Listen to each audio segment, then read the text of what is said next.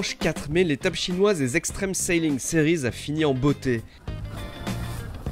10 secondes avant le départ de l'une des dernières manches, les concurrents se dirigent vers la ligne. Alinghi, tribord à mur, est en route de collision avec Red Bull qui doit abattre pour lui laisser le passage.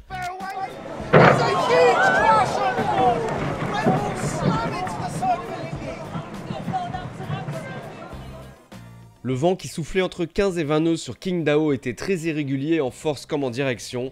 Une violente risée a gêné la manœuvre des Autrichiens.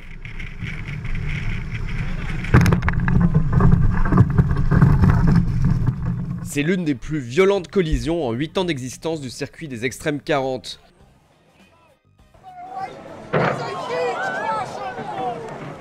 Par chance, il n'y a pas de blessés et le bateau suisse est réparable, moyennant une bonne semaine de travail.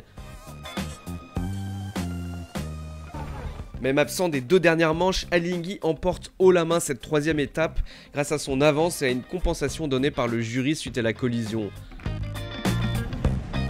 Journée noire en revanche pour l'équipe autrichienne Red Bull, privée elle aussi des 2 dernières manches et qui plonge à la 9e place. Cette étape chinoise est un doublé pour les Suisses. Real Team, mené par Jérôme Clair, termine second après avoir montré une belle régularité pendant 4 jours de course impitoyable.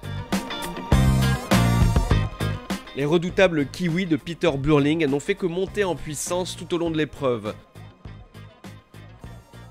Burling, 23 ans, est médaillé d'argent à Weymouth et champion du monde 2013 de 49er.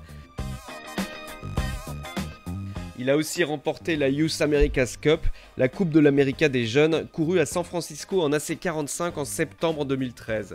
Les Suisses ont du souci à se faire. Franck Camas et son équipe n'ont pas réussi à trouver le rythme à Qingdao. Les Français quittent la Chine en 8e position. Après 3 étapes, le team Groupama est 6e sur 11, loin du podium solidement tenu par Alinghi, The Wave Muscat et Team New Zealand. La prochaine étape qui marquera le milieu de la saison sera russe. Les Extrêmes 40 se retrouveront à Saint-Pétersbourg du 26 au 29 juin.